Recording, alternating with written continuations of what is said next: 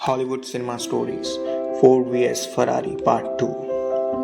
Carol Shelby जो किसी वक्त में कार रेसिंग पायलट भी हुआ करता था, सन 1959 में उसने लंदन कंपटीशन में हिस्सा लिया था।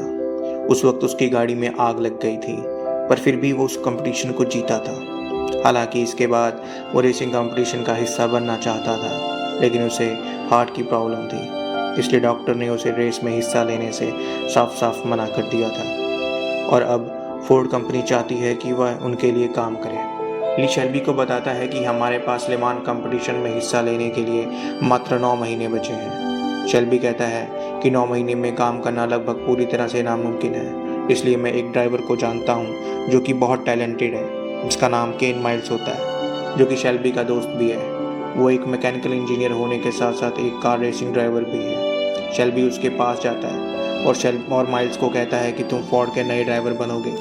हालांकि माइल्स फोर्ड के साथ काम नहीं करना चाहता, क्योंकि वो जानता है कि फोर्ड का स्टाफ बहुत ज़्यादा सेल्फिश है, पर शेल्बी उसे मना लेता है। अब ये दोनों एक साथ हो जाते हैं और लॉस एंजल्स के इंटरनेशनल एयरपोर्ट पर फोर्ड की कार GT40 MK1 को टेस्ट करते हैं। इसे चलाने के बाद माइल्स शेल्बी को उस गाड़ी की बहुत सारी खामियां बताता है। अगले दिन हमें ये दिखाया जाता है कि माइल्स की पत्नी इस बात से बहुत नाराज़ है कि वो एक बार फिर से रेसिंग कार चलाएगा, क्योंकि वो अपने पति को नहीं खोना चाहती।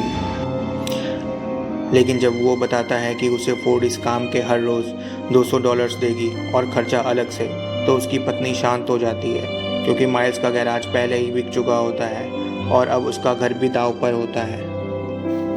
वहीं माइल्स और शेल्बी जब कार की टेस्टिंग कर रहे होते हैं, तो फोर्ड कंपनी का सीनियर वाइस प्रेसिडेंट, जिसका नाम लियो है, वो शेल्बी के पास आता है और उसे बताता है कि कंपटीशन बहुत जल्दी शुरू होने वाला है और फोर्ड अपने ड्राइवर के रूप में केन माइल्स को नहीं उतारेगी, क्योंकि फोर्ड एक भरोसे का नाम है और माइल्स हिप्पियों की तरह रहता है। उसके अंदर बहुत गुस्सा है, वो एक पब्लिक हीरो नहीं बन सकता, उसकी इमेज पब्लिक में बहुत अच्छी नहीं है। हालांकि शेल्बी उनकी बातों से एग्री नहीं करता।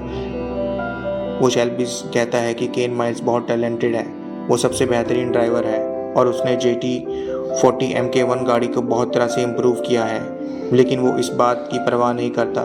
जब ये बात केन माइल्स को पता चलती है तो उसे बहुत दुख होता है, क्योंकि वो इस रेस के लिए गाड़ी को दिन रात मेहनत करके तैयार कर रहा होता है। पर वो शेल्बी से कुछ नहीं कहता और शेल्बी को जाने से पहले बताता है कि ड्राइवर से कहना है कि गियर बॉक्स का ध्यान रखे, हो सकता है कि वो ओवरहीट हो जाए।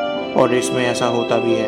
फोर्ड कंपनी की सभी गाड़ियां हार जाती हैं, जिसे फोर्ड कंपनी के ऑनर हेनरी फोर्ड सेकंड को बहुत दुख होता है। वो शेल्बी को अपने पास बुलाता है और शेल्बी उसे बताता है कि भले हम रेस हार गए, पर रेस के दौरान हमारी गाड़ियां 218 मील प्रति घंटा की रफ्तार को टच कर पाई हैं, जो कि अपने आप में एक बहुत बड़ा इतिहास होता है। एंजो, जो कि फेरारी का मालिक है, उसे समझ में आ चुका है कि फोर्ड भी अगले कंपटीशन के लिए पूरी तरह से तैयार है और वो फेरारी को पूरी चुनौती देगा। इसके बाद शेल्बी केन माइल्स के पास जाता है और उसे कहता है कि मुझे गाड़ी को बेहतर बनाने के लिए तुम्हारी मदद की ज़रूरत है।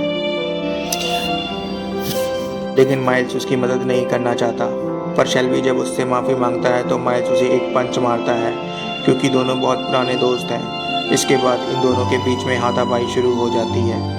पहले भी ये इसी तरह से लड़ा करते थे और माइल्स एक बार फिर से शेल्बी का साथ देने के लिए तैयार हो जाता है। ये दोनों मिलकर गाड़ी को पहले से भी बेहतर बना देते हैं। जब गाड़ी की टेस्ट ड्राइव ले रहा होता है तो उसकी ब्रेक फेल हो जाती है और माइल्स की गाड़ी कई बैरियर से टकराती है। इसके बाद गाड़ी में एक विस्फोट होता है। माइल्स की किस्मत अच्छी होती है कि उसकी जान बच जाती है।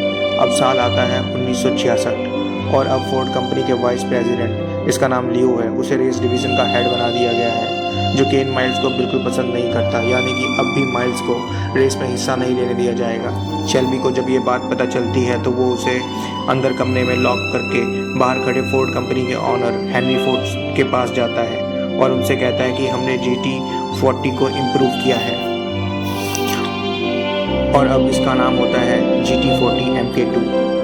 वो उन्हें अपने साथ टेस्ट ड्राइव पर ले जाता है। यह गाड़ी पहले की गाड़ी से भी बहुत ज़्यादा फास्ट होती है। हेनरी फोर्ड गाड़ी की स्पीड से डरकर और भावुक होकर रोना शुरू कर देते हैं। शेल्बी कहता है कि अगर आप सच में रेस जीतना चाहते हैं तो हमें माइल्स की ज़रूरत है, लेकिन वो भी उसकी बात से इत्तेफाक नहीं रखते। शेल्बी उन्हें ऑफर देता है। वो कहता है कि माइल्स को होने वाली रेस, जिसका नाम 24 आवर्स ऑफ डेटोना है उसमें शामिल होने दो। अगर वो रेस को जीत जाता है तो आपको उसे 24 आवर्स ले मांस रेस में शामिल होने का मौका देना होगा।